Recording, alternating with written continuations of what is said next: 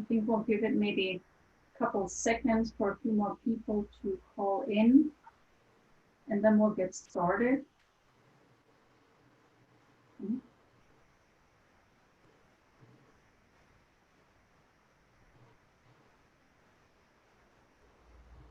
Hey, I think we'll get going here. Good morning and welcome to our second webinar of SAGE this year. My name is Katja Martinez. I'm a principal at JZMK and president of SAGE. So for those of you who called in last month, Molly Carmichael shared trends in fact during this COVID-19 outbreak. And as you or most of us have heard and read in the newspaper, nursing homes and assisted living facilities have been hit the hardest during this pandemic.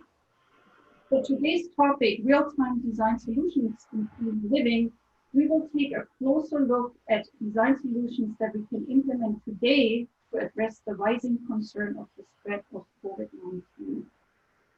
So before I introduce today's moderator, I would like to thank our wonderful board and all of our SAGE members and annual sponsors.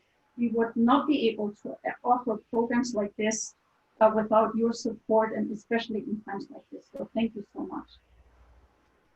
With that, I would like to introduce our moderator today, Marissa Feliciano.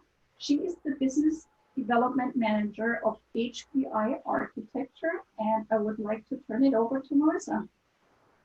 Thank you, Katja, and thank you, Council on SAGE and BIA for making this virtual format possible for us and for having us today. I'm going to introduce our two speakers. From the architecture side, we have Stephanie Lucero, Director at HPI Architecture, and she's bringing us experience from senior housing, healthcare, residential design, but it's where she found her true passion when she found senior living. She's led several teams through communities that include independent living, assisted living, and memory care all throughout California and Arizona. So we're looking forward to hearing from Stephanie today. And from the interior design side, we're going to have Melissa Otten, Director of Business Development with HRI Design. Melissa's been steeped in the building industry for over 25 years. We're going to get to tap into some of that knowledge. Melissa is really all about connections and is bringing that full home building experience with her. She's also going to share the collective design ideas from HRI Design, which is an interior design firm focused on 55 plus, active adult, single family, and mixed use. So just for a quick roadmap for today, we're going to talk a little bit about the challenge for senior living. Here's some design solutions from Stephanie and Melissa and how we might meet that challenge with design. And then switch it up into a moderated Q&A panel. We want to talk about the future of senior housing and what that's going to be. So drop your questions, use the Q&A format here in Zoom, and we will be monitoring your questions and we'll answer those in the second half of the webinar. Let's see, really quickly, we want to shift into the shift in senior living, which is where senior living has been shifting towards for quite some time, but we know it's going even more in the direction of healthy aging and wellness. We know senior living's always been about purposeful human connections, but now we're also going to see more integration with the greater community around. We'll see a lot more intergenerational communities, things like whether it be an urban village, which is senior housing placed with retail in a very walkable urban environment. We'll also see a lot more university-based retirement communities where you have senior housing built directly on a college campus or adjacent to. And those type of communities have this whole lifelong learning aspect, which is going to also become a huge trend in senior living. Gone are the days where the term student just defined our kids, K through 12 or college kids. Now, you, me, we're all forever students. And so integrating lifelong learning just in senior living falls right in line with that healthy aging and wellness mission. And ageless aging, this is a term I heard Maddie Dykewald talk about a few months ago. She's the founder of AgeWave, and she talked about ageless aging and how we cannot define how we age and what that looks like based on our age, based on the term senior, for example. So I love that concept, and I'm excited to see more ways that that's going to play out in the future with senior living. Quick snapshot of the demand in senior living. The demand is still there. By 2030, all baby boomers will be older than age 65, and by 2050, all baby boomers will be older than age 85. So the demand's not going anywhere, albeit we have a little bit of a pause. The COVID-19 pandemic has had a devastating, disproportionate toll on older adults. We know, I mean, I've spoken to several residents here on the West Coast, East Coast, Florida. It's frustrating. They are still in lockdown mode in so many communities. We've heard the frustration in the voices of our owners and operators that they have to keep residents in this situation for safety. Congress just had their first hearing on the devastating impact on seniors. This was just a few weeks ago. We know how devastating this is, but what's also in danger is the quality of life for residents. We know how devastating the effects of isolation can be, not only on mental health, emotional well-being, but also detrimental to actual physical health. So it's more important than ever for us to find ways that senior living can have social interaction and still keep people safe.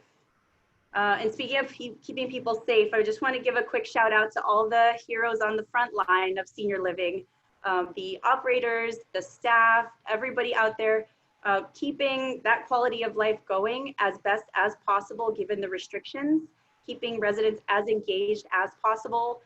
So we want to acknowledge that. And with that, I'll turn it over to Stephanie, and she'll be able to shed some light on how design might be able to help meet this challenge. Thank you, Marissa. Good morning, everyone. As Marissa mentioned, currently most senior living communities are still in lockdown mode. In some cases, residents are still restricted to their units, and in most cases, visitors are not being allowed within the facilities. Social interaction and community are still at the heart of senior living, and lockdown and isolation are very much in contrast with the mission and purpose of these communities. So this situation has presented big challenges for operators and residents. As architects and designers, there are many aspects of this situation that we have no control over, but we have been trying to look at alternate ways of using existing spaces and think about how we can design future communities for greater flexibility. We've been looking at both short-term and long-term solutions. So visitation has been a big challenge for all of these communities. Families, of course, want to visit their loved ones, make sure that they are safe and doing well. So here you see a couple of images that we found, and on the left, there's a plexiglass divider. On the right, we have a resident that's in some sort of a glass box. And, both of these solutions might work in terms of protecting our residents, but, they don't feel very natural or welcoming. So, we'd like to look for better solutions than these.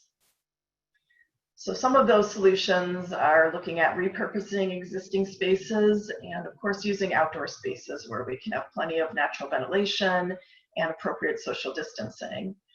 Here you see an image that's actually from one of our communities, and this woman is obviously celebrating her birthday.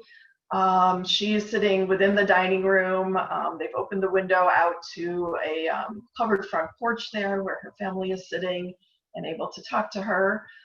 Still maybe not the perfect solution, and still maybe not the most natural type of situation and interaction, but certainly looks a little bit more welcoming than some of the prior images, but we still want to see if we can do better than that. So along those lines, we've looked at some of our current designs, and on the left, this is the entry to one of our communities where we have an entry vestibule that goes to a lobby with reception. And this happens to have a sunroom and parlor off of this front entry. So on the right, we just tried to do a study and look at how we could potentially bring visitors in directly from the exterior without having them pass into the community spaces, and to have some restricted access to just one point within the community. So here, visitors would enter the front entry to the vestibule, but then would enter directly into the sunroom space without having to go into the lobby and pass into the community spaces. And the sunroom happens to be a long, narrow space, which lends itself well to having two different entry points. So we have an entry point for visitors at the bottom, and then up at the top of the sunroom, a separate entry point for our residents coming from within the community.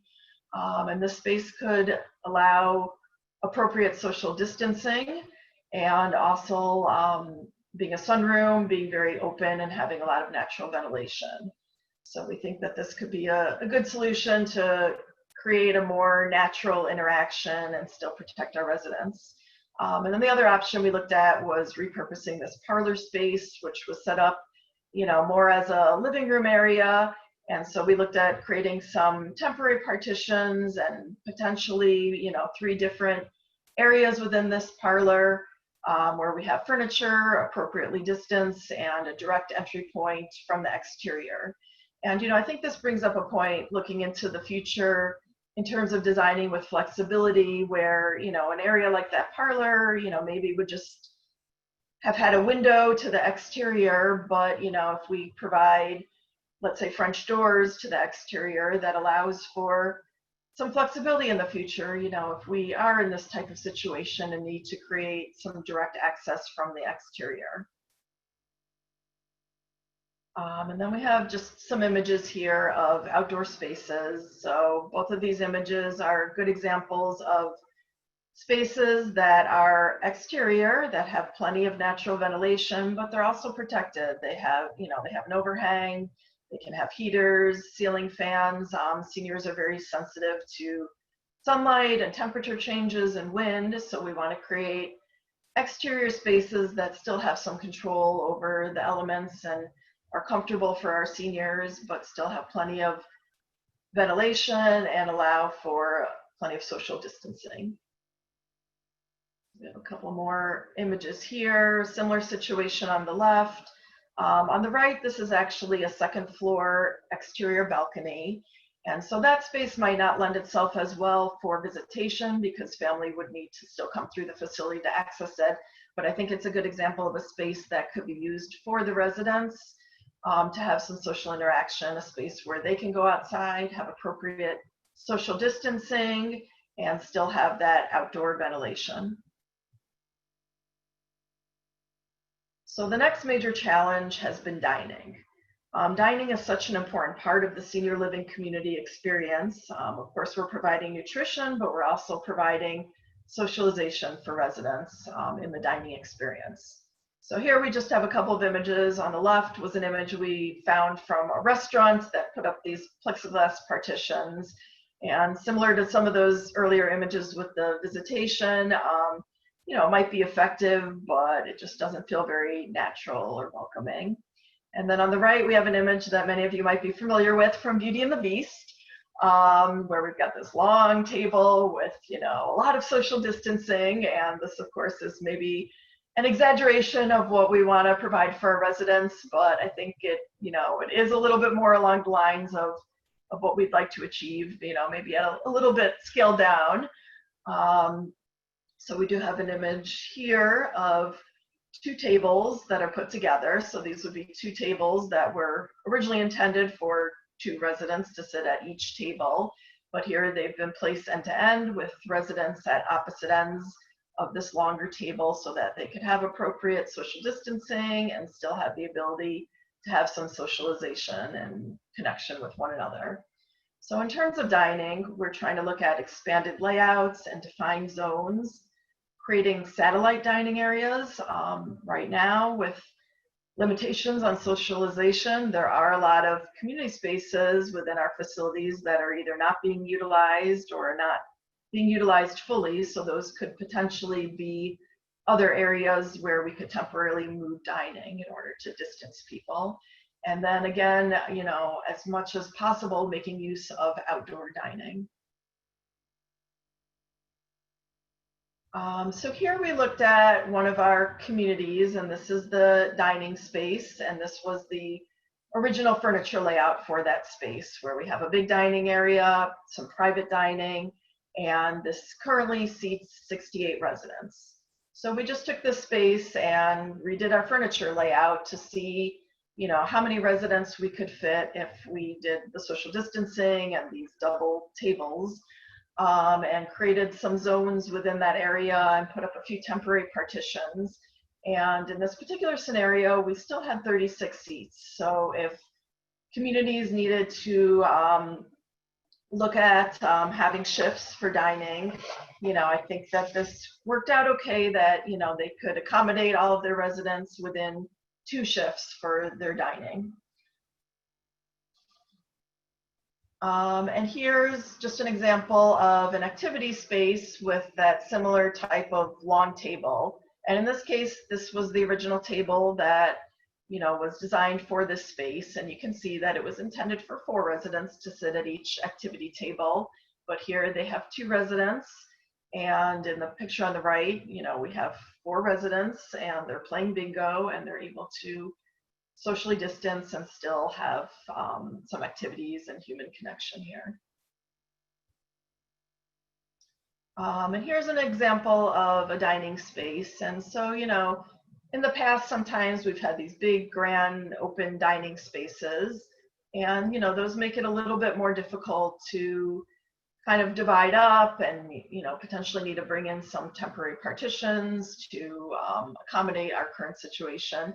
And I think this one's a good example of a space that was already originally designed to be kind of broken down into smaller zones. And here you see there's 2 columns and there's a low wall, and that space is open between those 2 areas, but potentially above that low wall, we could infill that temporarily if we needed to create a little bit more division between these spaces and have tables on either side for that safe division and social distancing.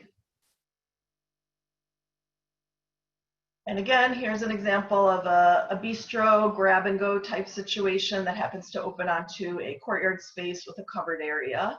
So this was the original layout, and then here you see just an alternate furniture layout where we have the social distancing, and we've made use of the exterior space for more dining options.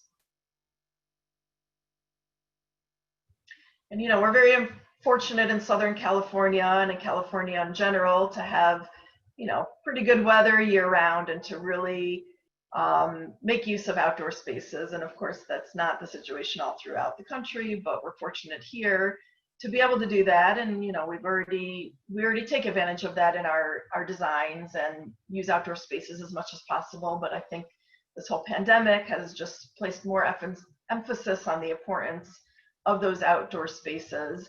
And here's just a nice example too of a covered area. It has fireplace, it's protected for our seniors and yet still is an outdoor space with plenty of ventilation and opportunity for social distancing and a comfortable outdoor space to interact.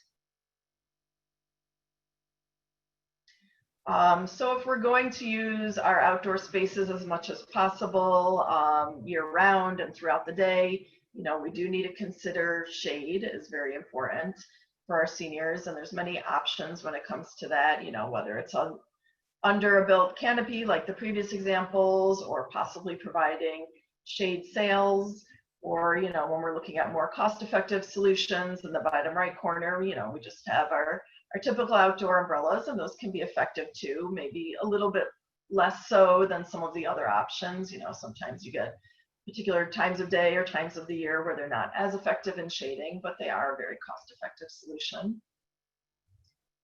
And here we have a retractable shade canopy, which I happen to like a lot. I think it provides a lot of flexibility to close it, to open it, to provide a lot of shading, and times of day or times of year where the shading is not needed, to be able to retract that canopy. And the next thing is our resident units. So resident units have typically been designed to, oftentimes not be very large, and there's cost reasons for that. But there's also, the idea behind these communities is that we don't want residents spending a lot of time in their units. We want them getting out, participating in activities, dining together and, really just using their units for sleeping and bathing and maybe a little bit of quiet time. But of course, under our current conditions, residents are spending a lot of time in their units, sometimes all of their time in their units. So, it makes us just question and rethink the design of those spaces, potentially in the future, looking at having more private patio spaces for ground level units, for upper level units, potentially having balconies so that if residents are restricted to their units, that they have some opportunity for some outdoor space. But of course, we all know that there are cost implications to providing those balconies. Another option are Juliet balconies, where maybe it's not a space that they can occupy, but maybe there's French doors that can be opened to just give a more open feel than opening just a window. Potentially considering larger units, which of course, again, have cost implications. But then this image here is a studio unit, and typically studio units are really not designed for dining within the unit and oftentimes don't have any type of table. So, we just looked at some, really easy compact solutions like these fold down desk tables so that if residents need to be able to dine in their units, that they have someplace to sit down and eat or use a laptop or iPad for Zoom or FaceTime with their families. And then the last thing I want to touch on is technology. Technology has always been integrated into all of our communities, but I think all of us are realizing the importance of technology under these current circumstances, whether we're working from home, trying to communicate with our families and friends, and the same things happening within our senior living communities.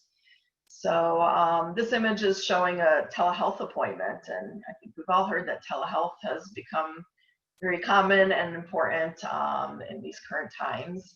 And so, many of our assisted living communities have already been designed for a wellness center and exam rooms, and oftentimes there's a doctor that maybe comes in a couple days a week or at unlimited hours to meet with residents.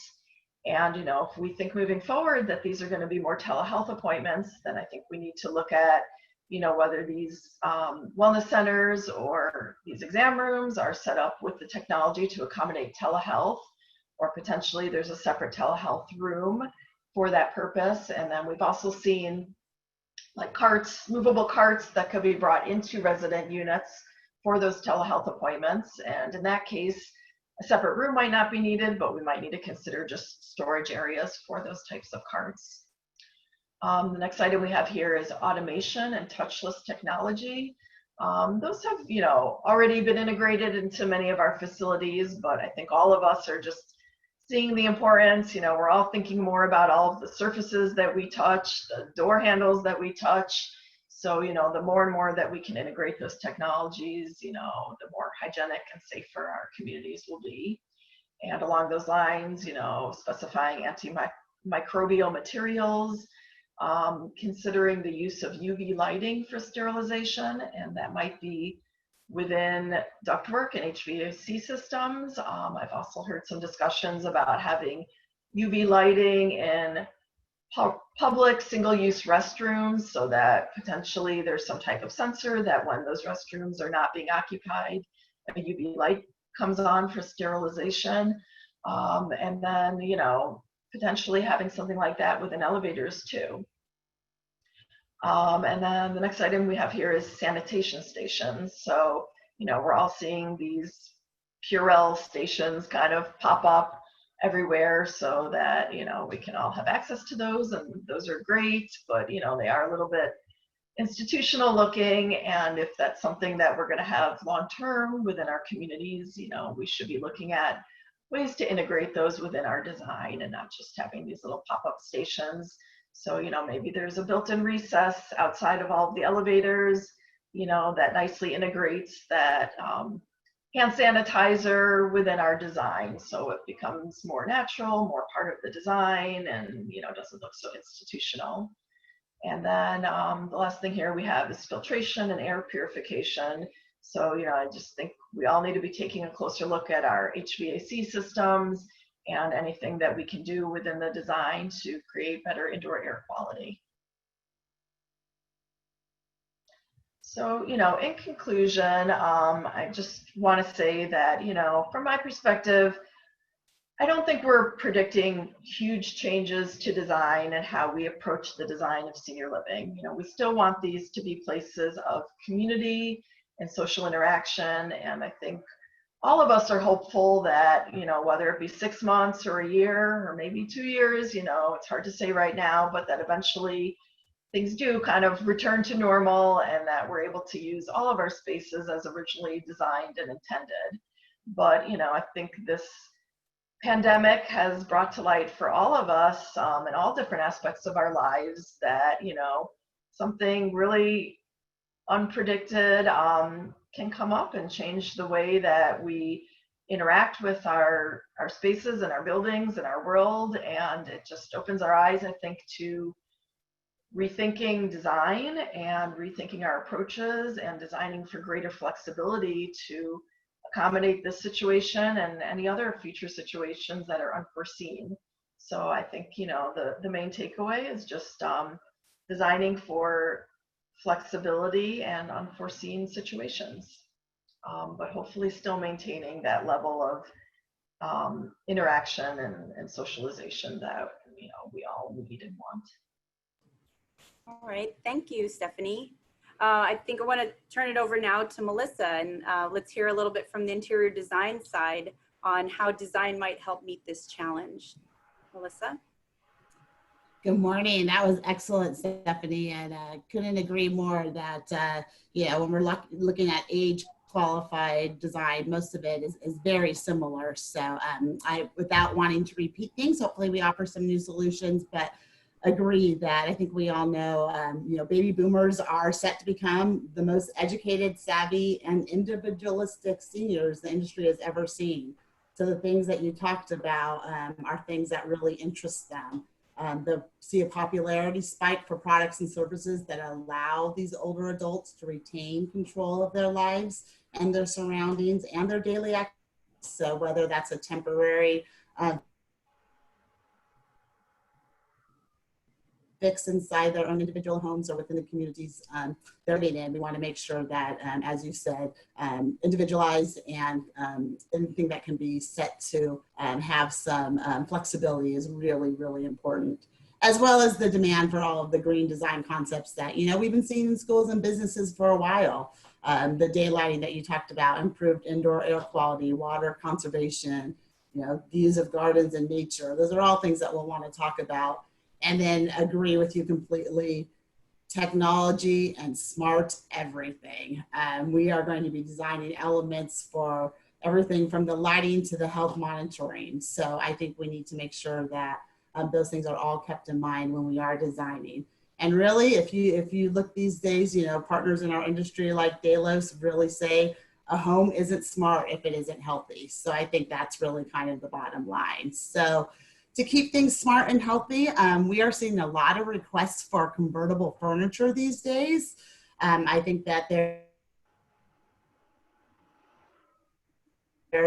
obviously with the demand, have to be functional. They have to have functional spaces around them and being able to change with the needs of the residents.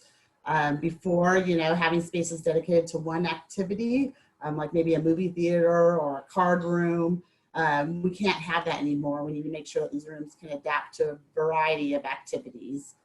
So through thoughtful design, a music night, continuing education classes, religious services, or choir practice can all take place in the same room.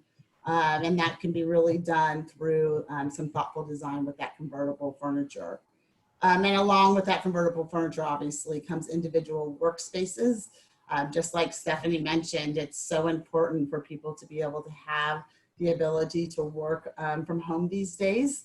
And whether that's just, simply paying a bill or staying connected with loved ones, or actually doing that continued learning that Marissa talked about at the very beginning. One of the fastest growing senior community location, it really makes it possible for individuals to participate in that ongoing learning. And that's why everybody needs to have these spaces to be able to work. If homeowners or residents are quarantined again, they also need this ability to have this space. So I'm sorry, I apologize. It sounds like my internet is going out here a little bit. Let me see if I can change one thing real fast. See if that's going to help me out a little bit here.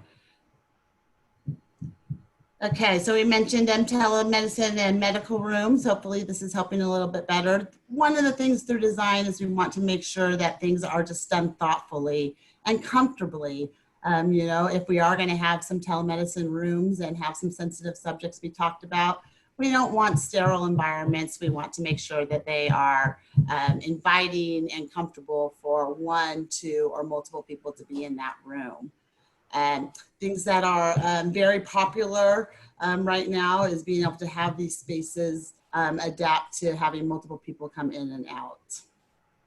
As well as indoor and outdoor connectivity. This continues to be a huge part of design, multiple solutions that you can see. On the right-hand side of our screen, we have an image of two different options, sliders and nano doors that roll completely into the walls. This allows you to have that indoor and outdoor connectivity and also allows you to close it off when you need to have more of a sterile environment. In the middle image, you see a garage door type opener that makes, again, ability to close off or open the space. And of course, even like Stephanie talked about, balcony spaces become so important for everyone. And I think that even if it is a small area, merchandising it and having the ability to sit out there and get fresh air is something that everybody is asking for these days. So much so that recently Barbara Bestor from renowned architects Bestor Architecture in Los Angeles has said she believes homeowners and residents are going to demand this as a human right, that every resident should have a private outdoor area, which I feel is a big shift. And obviously, as Stephanie mentioned, has some cost implications, and some jurisdictions are going to have to get on board much more with balcony and individual private space. But if homeowners and residents start to demand it, just like they did with some of our green practices, then it's going to become something that we will have to be looking at much more. Onto that balcony and rooftop living, along with that outdoor space connectivity. Being able to have a small space or a large space, again, is so important, and having it be flexible, as these images show here, will continue to be very important for the future. A touch of greenery makes the interiors appealing, an ambiance area that you can just relax and unwind in the outdoor gives you that sense of serenity and ability to, it's different than the four walls that you've been in throughout the day. One of the really good ways to help bring the outdoors in, if you're not able to have that instant access, is with lighting. A lot of things have been looked at these days of what we call highlight windows. So stacking windows, doing windows that are on top of each other, making them larger, putting windows above sliding glass doors. Any of these things that can bring in the natural light is really going to help to have, again, that connectivity if you are inside and you're not able to go out in the future. But being able to at least see out and have the light come in is something that we've really been asked a lot about through architecture, to see how many more lights and windows we can add. This is something that Stephanie also mentioned and is really becoming much more common. Communities have lots of hospitality, and it's why you are most likely residing within them, is for all the experiences and services. And they can be, stocked in many different ways. They can be staffed with concierge services and have a full service kind of mini, cafe within the community. Or they could be like images on the left, where they could be more self-serve and stocked on an honors basis, or by volunteers within the community. But either way, these types of services are definitely a design need and ask that we're being looked at more and more, with people not being able to leave larger areas, but being able to just walk to a common area to get some of the services instead of going out to a restaurant. And interestingly enough, even in this market segment, age qualified, you might not think of it as a first thing that comes first to your mind, but meditation is very important to them. It's really quickly become a favorite pastime, and we're having questions asked for it constantly. You know, there's lots of benefits to meditation, the reduce of stress and helps with control of anxiety, you know, the emotional health that it promotes, self-awareness, length of attention span. There's all things that seniors are wanting to help increase. And again, with that lifelong learning, they want to keep their minds sharp and their bodies able. So adding meditation spaces to communities is something that has been a request of lately. And it could be done in many different ways, from the very traditional space for an actual massage to a place to sit and chat and listen to some great music, or even just to lie down, close your eyes, or read a magazine. Meditation spaces are indeed becoming popular with the senior market. Indoor gardens. You know, we're seeing a lot of the indoor garden crave with access of, you know, not going out and shopping often. It's so wonderful to use fresh herbs from your garden. So why not create them and use them indoors as well as out? Indoor plants, you know, obviously have a wonderful aesthetic and a great use, like I said, if you could use for cooking, but it also helps with, you know, air quality. Plants release airborne chemicals that tackle pollutants that's in our air. So there's ways that they can help you with just beauty, obviously use, and they can help you with the pollutants in the air as well. So people, research was done in the United Kingdom saying that people who surround themselves by nature are much more happy. You know, it's definitely a choice to choose every day. So why not add some greenery to your life and have that help you feel less boxed in. Smaller common spaces has been a request that we've been seeing as well. Again, in light of, you know, trying to social distance and stay with those who you've been with in close proximity. This is a great example of a dual-sided fireplace where you can have small conversations on both sides of it, actively, you know, able to have more than, you know, maybe the larger space would have been with lots more tables on each side, but still being able to use them and keep it separated, but allowing people to, again, enjoy the outdoors. And, you know, if I had my crystal ball, you know, I think we all wish that times were different and that this would end quickly. But I think that we have all learned a lot from it and agree completely with Stephanie that while there's not major changes, I think the changes that we will see will come directly from consumers understanding that they can have healthier, safer homes, and that we can put products and services into them that will help them with that. It's a matter, of course, if they're willing to pay for it and if they're willing to make it a necessity instead of a want.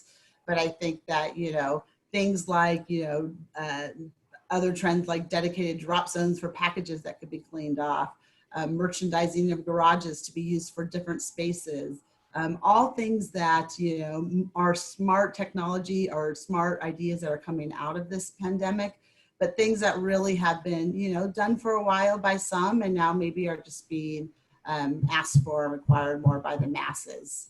So bottom line, I think, is, you know, modern seniors are redefining what it's meant to grow older. They don't want to be a burden to us. They want more control. They want to stay healthy and active, and they want to stay independent and flexible. So if we can design around those needs, we'll continue to build a great market for them.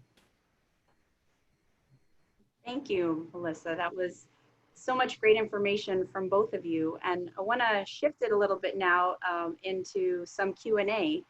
My first big question, and actually we have one question from the audience that I think is really similar, is, so where do you think design trends are going to be shifting for senior living in the future? We're wondering, is it going to be business as usual? And the audience member is asking something similar. Is there a long-term change? Is a long-term change in design necessary for a short-term situation? Or is this a reaction to current design not being able to social distance? So big questions about how we're shifting and how we need to be prepared for the future. What do you think? Yeah, I think that's a great question. I think, you know, we have to be careful about just having kind of a knee-jerk reaction to the current situation and changing up everything we're doing for something that will hopefully pass and be done and over with. But, I think, like I said, I think it's made all of us kind of question certain assumptions and realize that, there's unknown situations out there that we have to accommodate.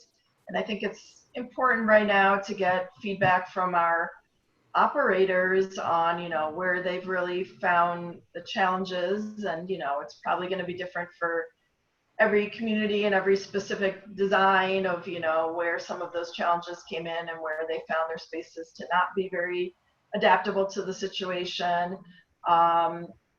To really look at the long-term effects. I don't think that, like I said, we're going to completely rethink how we're designing, but I think that, flexibility is key, and looking at where some of these challenges occurred and, how we can accommodate them better, and how we can, just think about maybe the next unknown that's going to come up and how we can be a little bit more flexible in our designs and have, smaller changes that might make things easier down the road.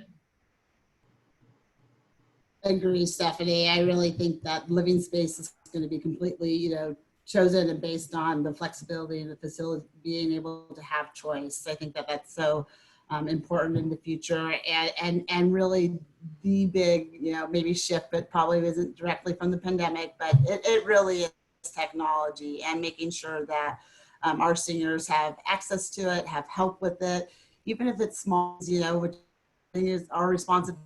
Maybe there's IT coordinators now in communities and in facilities. Maybe there's things that help them with just the basics of it to take away the fear of technology, even though they want it and need it and believe in it, having that resource there to help them. But I agree with you. It's really just about flexibility and having the ability to choose how they'll live in the future. Right. Have either of you received any requests from owners or clients about having to actually redesign or re-examine what you have currently on the boards? On our end, it's varied. We have quite a few projects in construction right now, and on that end, I don't think we've received any requests to make any changes at this point. And then we have projects that are in the construction document phase, and I really have not seen much of a request on those either to make any changes because they're pretty far along in the process. But then we have some projects that are in the very early design phases, and that's where I think we're seeing, clients step back a little bit and consider the fact that, we're early enough in the process, we're not going to hold up construction, and maybe we should think about some small or big changes that we might want to implement as we move the design forward. Yeah, and I think we're being asked, some small changes right now. I agree. A lot of things are quite a ways down the road, but there's really some quick changes that can be made in material, things like flooring, countertops, handrails, those kinds of things, that can reflect and have antimicrobial, units to them. Those quick things we're being asked of right away, but overall rethinking of space, not so much big picture, more small individual flexible choices. Okay, good. And how do you see this pandemic affecting future residents' preferences as one goes to take a look at possibly moving into a senior living community? Do you think preferences are going to shift? And this question is for everything from the 55 plus all the way through assisted living, memory care. What do you think is going to affect preferences for choice?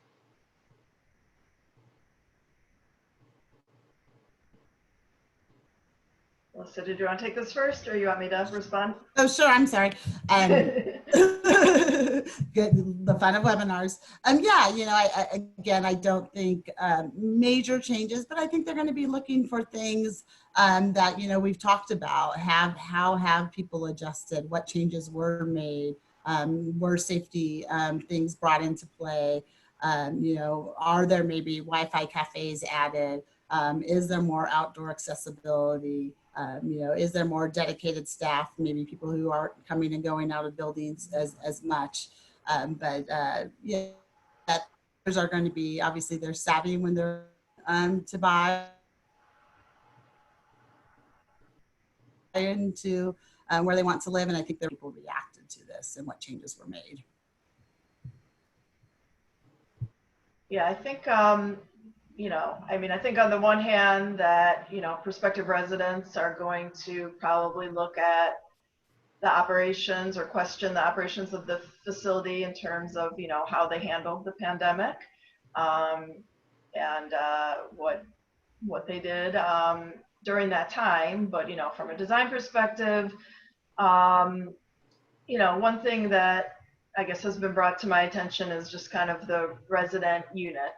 And I'm not sure which way this is going to go, and this might be kind of just an individual preference, but on the one hand, I mean, there's always been a desire for private units, for residents to have their own private space, their own private bathroom. And I think that preference is still going to exist. And on the one hand, from a perspective of germs and disease, I mean, I guess that's ideal, is to have one person in a unit who's isolated away from everybody else and is safer. But on the flip side of that, we also have shared units, which are oftentimes selected for cost savings for somebody to have a roommate, or in some situations it might be a husband and wife living in that unit. But on the side of socialization, I mean, those people are at a little bit of an advantage right now in that, if they are isolated to their units and sheltering in place, that they at least have somebody there with them. And I think we've all kind of experienced the pros and cons of both in our own particular situations. Those of us who maybe have been sheltering in place with their families, or those of us who live alone and are completely isolated. And we all know there's ups and downs and pros and cons to both of those situations. So that may just be on an individual level of somebody who thinks about the effects of this pandemic and which situation they would prefer for themselves. Right, it does come down to, I guess, individual preference on many cases. We have another question here. Is there any future development, including the active adult 55 plus with assisted living as an added element? It sounds like having assisted living as an added element to an active adult 55 plus community. Any future development with something like that?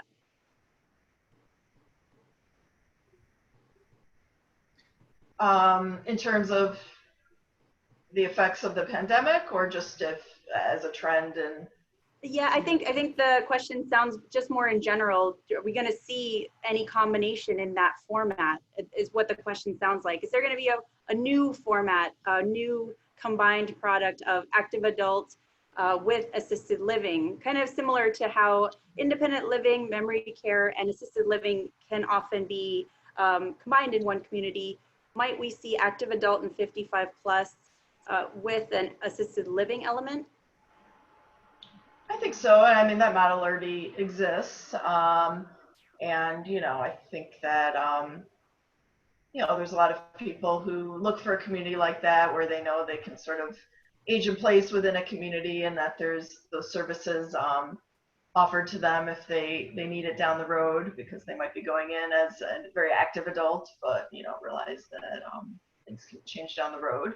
So I mean, I certainly think that there's a need and desire for that type of product. Right. What about interior design? Are we going to see this? Is this going to really impact furniture selection, material selection, all these things, these things we touch and feel, the fabrics? How is this going to be affected by the pandemic? Yeah, I think we're already seeing manufacturers start to look at this and start to use materials that are going to be looked at as safer, healthier, easier to clean. I think there's a lot of technology out there and things that are already happening.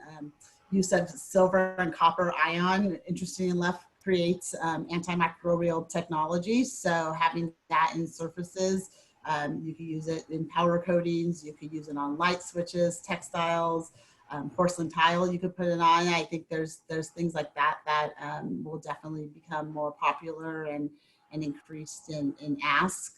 I think that, you know, trends in color definitely are warming things up, using hues and tones that really provide warmth and comfort.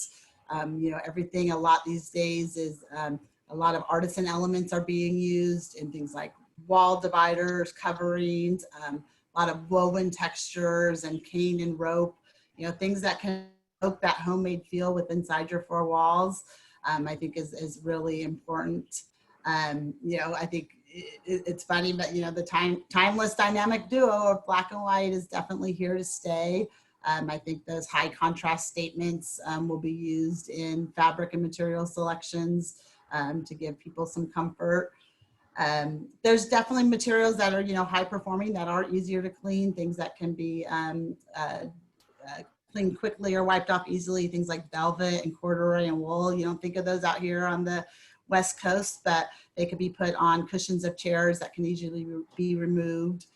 So yeah, I think you are going to see some shifts, things that you probably have used in the past, but now maybe you'll be using them for a different reason.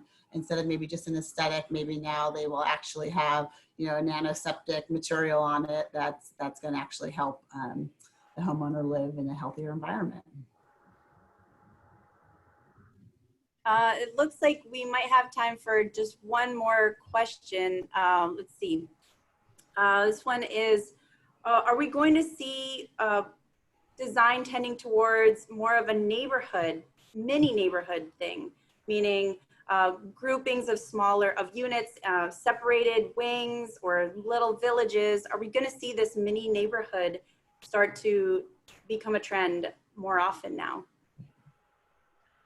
I think that's a good design concept to discuss and consider. You know, I don't have an answer as to whether it will or will not move in that direction, but I do think that this pandemic kind of opens up to, you know, having that discussion in the early design phase. You know, certainly, you know, we're all being told right now to, you know, congregate in groups of 10 or less.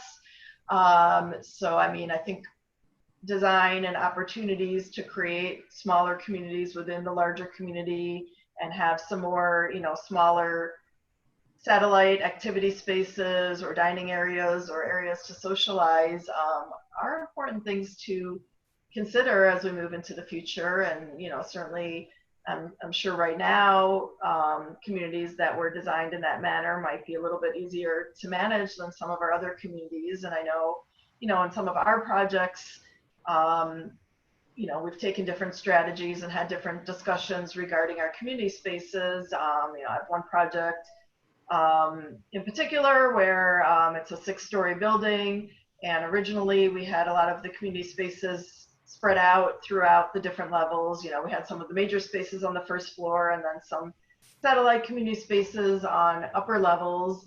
And then for various reasons, we changed that design and all of our community spaces are on the first floor with resident, you know, units above. And, you know, I think, I don't know, that might be something to reconsider for future designs, that there are some advantages to breaking that down. And, you know, if, you know, maybe there can be some socialization within one floor without, you know, that interaction between everybody in this whole facility, there's certainly some advantages and safety to that type of situation. Right, yeah, it seems like having that ability to compartmentalize if needed for various reasons and decentralizing those amenity areas might be something we see. Depending on, definitely for a high rise, it makes a lot of sense. But I wonder if we might see them in our smaller 2- and 3-story communities where you separate and decentralize those amenity spaces into different wings. Those might also act as, they could double and be flexible, like you keep talking about, as another dining space, for example, if residents want to have a smaller, more intimate dining space. Right. Yeah, Melissa, were you going to add anything? Yeah, I would agree with that. I think, I think we're seeing a lot more of those ideas that have been presented that maybe were not as willing to be accepted, or like you've mentioned, now be willing to be accepted. And I think, yes, change is hard often, and it's hard to make, and you never know what's going to drive it. But, it's not like it's a new idea to not have a long hallway with units coming off of it. It's not, there's nothing new to changing that up. It's just allowing people to realize that maybe now there's more of a need, like we said. So really good point, Stephanie. All right, wonderful. I think that's all the time we have for our Q&A. And thank you both so much for sharing all of your knowledge, your collective design ideas, and for just bringing this topic up and creating this discussion. So it's very helpful. I want to invite Katya back on to close it down for us today. Sure. Thank you so much. First of all, I'd like to thank Marissa for providing us with a great overview today and being today's moderator. And thank you, Stephanie and Melissa, for sharing such great insights from a design and interior design perspective. So I would like to close by making a shout out to our upcoming events. We have our annual summer event planned for July 29th. So stay tuned for further details. In September, we'll have a discussion with Mitch Brown of Graystar. And in November, we want to close with a great program, Adrian Foley of Brookfield Residential. And we want to take a look and have a discussion with him on the 55 plus housing and recent revitalization and acquisitions that Brookfield has been undertaken. So stay tuned for more details. I'd like to again thank our panel and thank everybody who tuned in today, and hope to see you all at the upcoming event in July. Thank you. All right, thank you. Thank you. Thank you. Thank you.